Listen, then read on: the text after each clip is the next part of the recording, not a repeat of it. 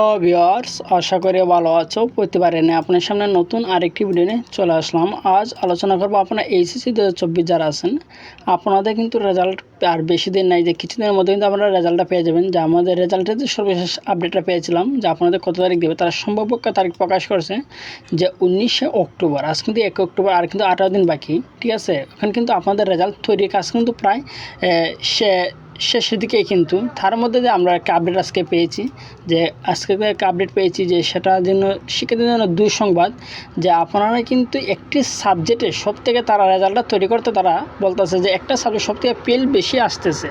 যে এইচএসসি 2024 যারা আছে তাদের রেজাল্ট কিন্তু ভালো হচ্ছে, কিন্তু একটা সাবজেক্টে সবথেকে তারা বলতেছে যে সবথেকে শিক্ষার্থী খারাপ করছে একটি সাবজেক্টে। আসলে কোন সাবজেক্ট এবং কেন তারা এত খারাপ করতেছে এই সাবজেক্টটা নিয়ে আজকে এই নিয়ে আলোচনা করব। তার জন্য ভিডিওটি সম্পূর্ণ দেখবেন, কোনো স্কিপ করবেন না। তার আগে বলে নিই, আপনি যদি এই চ্যানেল নতুন হয়ে থাকেন তারা আপনার সাথে রিকোয়েস্ট থাকবে যে এই ধরনের নিত্য নতুন অল এডুকেশনাল আপডেট সবার আগে পাওয়ার জন্য অবশ্যই চ্যানেলটি সাবস্ক্রাইব করে পাশে থাকবেন, কারণ আপনার লাইক আমাকে সাবস্ক্রাইব কারণে কিন্তু আমাদের নতুন আরেকটা ভিডিও তৈরি করার অনুপ্রেরণা সৃষ্টি করে।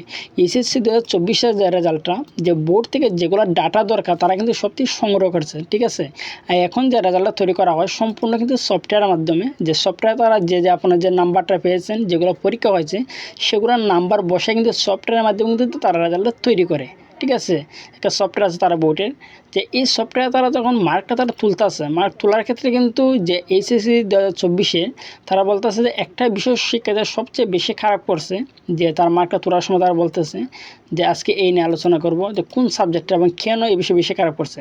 তার আগে বলি আপনার এসএসসিতে যেগুলো সাবজেক্ট পরীক্ষাটা নেওয়া হয়েছে, হ্যাঁ, যেগুলো সাবজেক্ট আমি বলবো এগুলো সবার না, যে 3 বিভাগে মিলা বলতেছে, সায়েন্স আর্টস কমার্স মিলা বলতেছে, যে বাংলা প্রথম পর্যন্ত সবাই দিয়েছে সেই সাবজেক্টে কিন্তু তারা বলছে খাতা দেখার সময় যে তারা মার্ক কিন্তু খুব ভালো এসেছে। এবং দ্বিতীয় পত্র এবং এই ইংরেজি প্রথম পত্র দ্বিতীয় পত্র পরীক্ষা হয়েছে কিন্তু সবাই দিয়েছে। তথ্য যোগাযোগ প্রযুক্তি, পদার্থবিজ্ঞান প্রথম পত্র, পদার্থবিজ্ঞান দ্বিতীয় পত্র, হিসাব বিজ্ঞান প্রথম পত্র, হিসাব বিজ্ঞান দ্বিতীয় পত্র, যুক্তিবিদ্যা প্রথম পত্র, যুক্তিবিদ্যা দ্বিতীয় পত্র, এইগুলো কিন্তু পরীক্ষাটা হয়েছে। হ্যাঁ, প্রায় বোর্ডে কিন্তু 3টা পরীক্ষা হয়েছে, যে বাংলা, ইংরেজি, তথ্য যোগাযোগ প্রযুক্তি পরীক্ষাটা কিন্তু হয়েছে। কেউ 4টা, কেউ 5টা, কেউ 8টা, এই ধরনের করে কিন্তু পরীক্ষাটা হয়েছে এইচএসসি 2024। আর যেগুলো হয় নাই সেগুলো কিন্তু এসএসসি থেকে নেওয়া হবে। এখন কোনগুলো পরীক্ষা হয় নাই, যে রসায়ন, জীববিজ্ঞান, উচ্চতর গণিত, ব্যবসা সংগঠন ব্যবস্থাপনা, উৎপাদন ব্যবস্থাপনা, বিপণন, ফিনান্স, ব্যাংকিং ও বিমা, অর্থনীতি, ইতিহাস, পৌরনীতি, ভূগোল, ইসলামী ইতিহাস, সংস্কৃতি, মনোবিজ্ঞান, মৃত্তিকা বিজ্ঞান, ইসলাম শিক্ষা, কৃষিকা, গাছবিজ্ঞান, সমাজকর্ম, সমাজবিজ্ঞান, পরিসংখ্যান। এখানে যেগুলো সাবজেক্ট সবার হবে না, এগুলো হচ্ছে যে আপনারা মনে করেন যে তিনকুব মিললে বললাম যে যেগুলো সাবজেক্ট আছে এগুলো কিন্তু পরীক্ষা হয় নাই।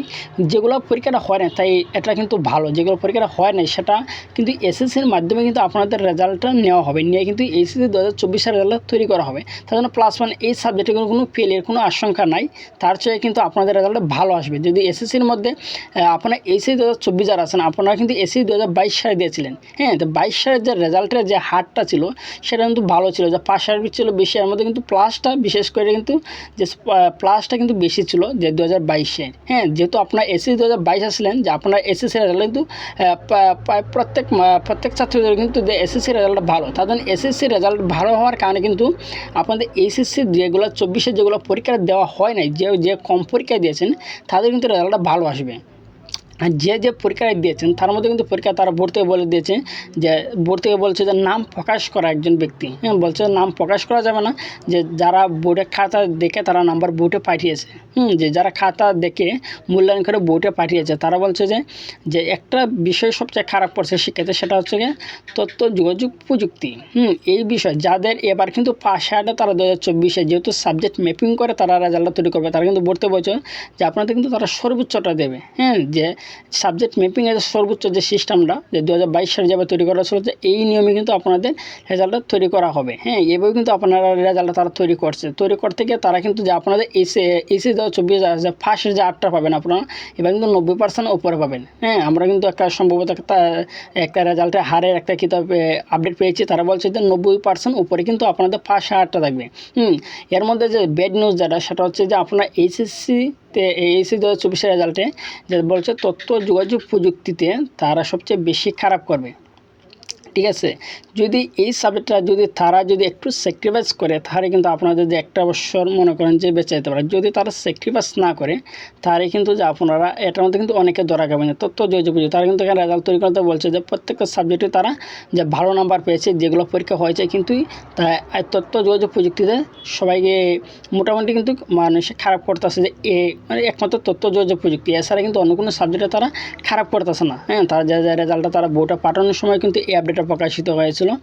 এখানে দেখতে পাচ্ছেন যে আপনি কিন্তু সরাসরি দিয়ে দিয়েছে যে এইচএসসি 2024-এর যে আইসিটিতে তারা একটু খারাপ করছে।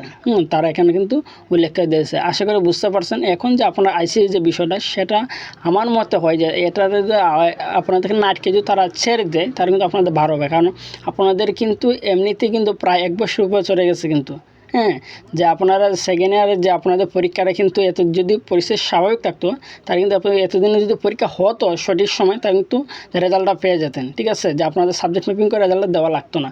এখন যদি তারা মনে করেন তথ্য যোগাযোগ প্রযুক্তি যদি আপনাদের আটকায় তাহলে তো একটা বছরে তো আপনারা জীবন থেকে চলে যাবে। ঠিক আছে, ছিল আলোচনা যে আপনাদের যে মানে ব্যাড নিউজ, যারা যে আইসিটি একমাত্র আপনাদের ব্যাড নিউজ। যদি শিক্ষা বোর্ডে তারা স্যাক্রিফাইস করে এই সাবজেক্টটা নিয়ে তাহলে কিন্তু যে আপনাদের জন্য মঙ্গল। ঠিক আছে, আজকে এই ছিল আলোচনা। তারপরে না বুঝে থাকেন অবশ্যই কমেন্ট করে জানাবেন। আর যদি ভিডিওটি ভালো লাগে থাকে অবশ্যই লাইক দেবেন। আর আপনি যদি এই চ্যানেল নতুন হয়ে থাকেন তার আপনার সাথে রিকোয়েস্ট থাকবে যে এই ধরনের নিত্য নতুন অল এডুকেশন আপডেট সবার আগে পাওয়ার জন্য অবশ্যই চ্যানেলটি সাবস্ক্রাইব করে পাশে থাকবেন। ধন্যবাদ, দেখা হবে অন্য কোনো ভিডিওতে।